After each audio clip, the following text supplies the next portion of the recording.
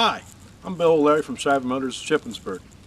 Want to take some time today and go over a couple things for, I'm sure you bought your new Wrangler or your new Grand Cherokee and you want to do a little bit of off-roading and see what all the fun is out there.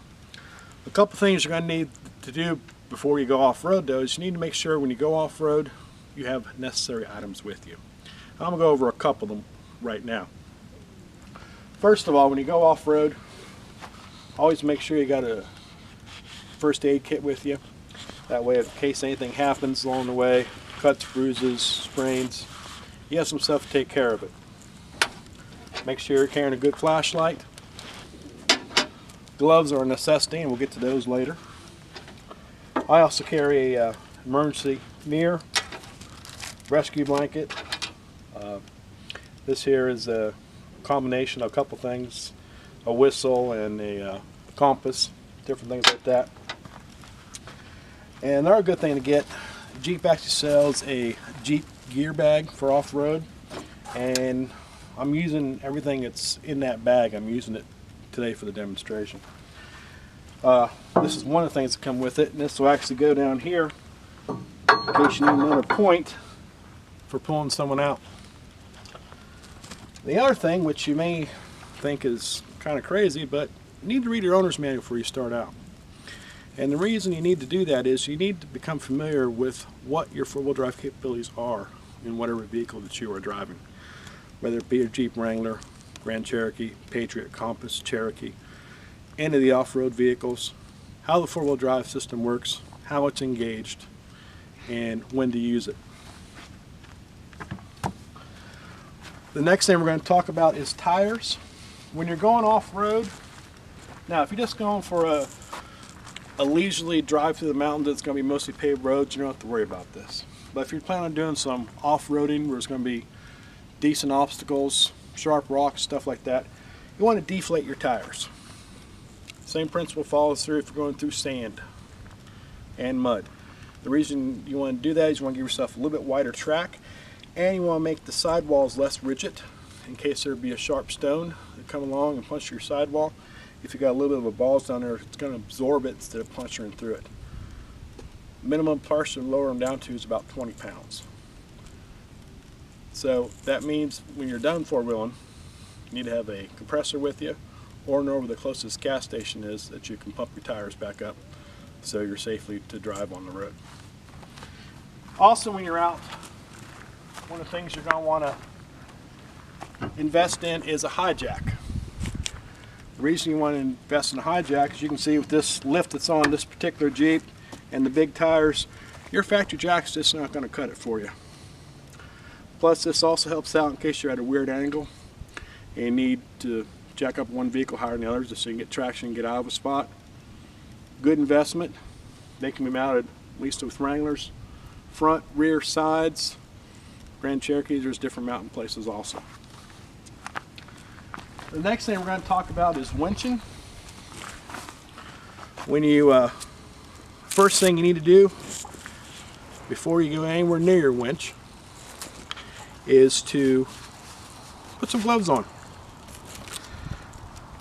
Now today it's pretty cold, it's about 26 degrees out here, so I really don't want to be touching bare metal with my hands. Plus when you're picking it up and you're guiding the winch and stuff, you don't want any burns on your hands or any cuts or scrapes or anything like that.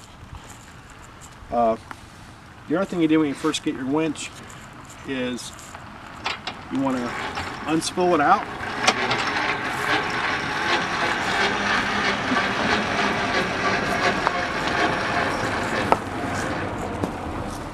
And the reason you want to unspool it out is when it comes to the factory, you're going to think it looks all nice and neat, it's all nicely spooled. It is, but it's not tightened up, and you want to do that. Pull it out, get the slack out of it, and of course I'm not doing the entire distance I need to do this for this demonstration. But what you want to do then when you're ready to wind it back in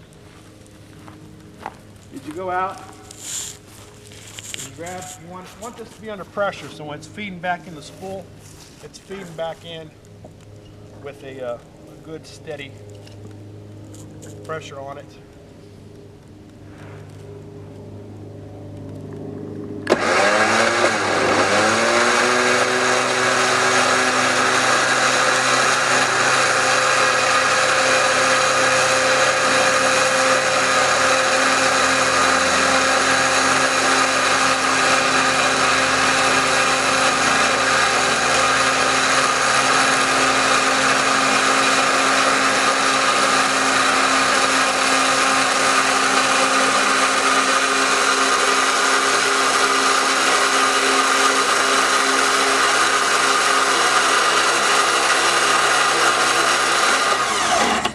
And what you're doing is you're taking up all that slack and making sure that when you're ready to go, and if you'd have to use your winch, it's ready to be used when you head out there. Speaking of winching, the other thing we need to talk about real quick is how to do stuff safely for nature.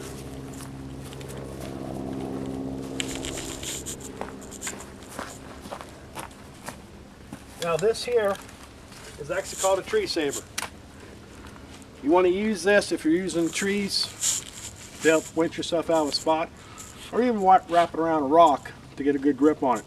The reason you don't want to use the cable off your winch, if you put the cable around your winch on this tree and you're pulling on, you're actually going to end up killing the tree, because it's actually going to bite into the bark and weaken the tree, and eventually it's going to die. And we know as Jeepers and off-roaders that we want to leave nature the same or better than when we first came into it. The other thing about doing this, you don't want to put this at the base of the tree. You may think the base is the strongest part of the tree. When you're doing that, you're actually pulling on the roots of the tree. You're actually going to weaken the tree, and eventually it's going to die. Again, going back to the mantra, we want to leave it the same way or better than when we first came into it.